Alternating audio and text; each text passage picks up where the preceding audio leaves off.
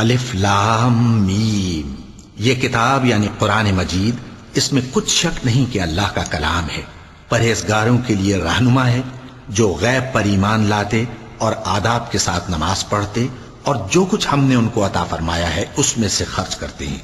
اور جو کتاب اے پیغمبر تم پر نازل ہوئی اور جو کتابیں تم سے پہلے پیغمبروں پر نازل ہوئیں سب پر ایمان لاتے اور آخرت کا یقین رکھتے ہیں۔ یہی لوگ اپنے پروردگار کی طرف سے آئی ہوئی ہدایت پر ہیں اور یہی لوگ کامیاب ہیں۔ جو لوگ کافر ہیں انہیں تم نصیحت کرو یا نہ کرو ان کے لیے برابر ہے، وہ ایمان نہیں لانے کے۔